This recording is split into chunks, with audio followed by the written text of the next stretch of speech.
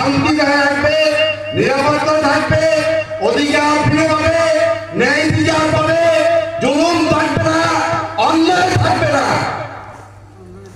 আর যদি গায়রিল মাগদুবি আলাইহিম ওয়ালাদ-দাল্লিন এ পথে চলো, তাহলে এই পৃথিবীতে তোমরা হানাহানি, মারামারি, কাটাকাটি, জুলুম, অত্যাচারের শিকার হবে।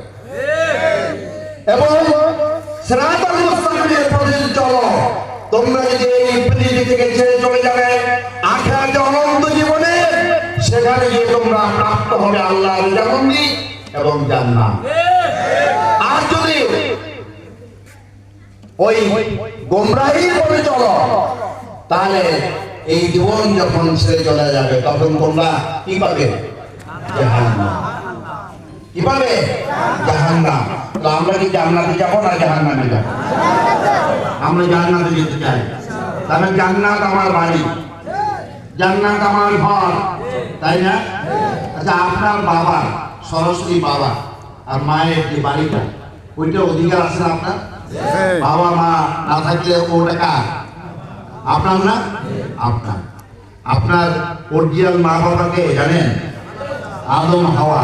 বাড়ি কোথায়? জান্নাতে। বাড়ি কোথায়? জান্নাত। জান্নাতে। ওই জান্নাত আপনার। অতএব ওই জান্নাতে যাওয়া যাবে যদি আমরা ওই বাবা মায়ের কাছে যে সিরাতাল মুস্তাকিমের নমুনা দিয়ে দিয়েছেন আল্লাহ, সেটা ফলো করি। ইম্মা ইয়াবলুগু আন্নাহু ইম্মা ইয়াবলুগান্না মিন হুদান ফামান তাবিয়া হুদায়া ফালা খাউফুন আলাইহিম ওয়া লাহুম ইয়াহজানুন। চলে যাও, চলে যাও, তোমাদের কাছে হেদায়েত যাবে। ওটা মানলে কি হবে? আবার ফিরে আসবে জান্নাতে। আমরা সেই জান্নাত যেতে চাই নাকি? অতএব আমরা হেদায়েতের উপর থাকতে চাই। এই দেশ কি এখন কোরআন সুন্নাহ ভিত্তিক চলছে? চলছে। এদেশের আইন, আদালত, বিচার, ফয়সালা কোরআন সুন্নাহ ভিত্তিক চলছে না। মনে রাখতে হবে, সৃষ্টি করেছেন কে? আল্লাহ। আল্লাহ। আর আইন দেবে কে? আল্লাহ।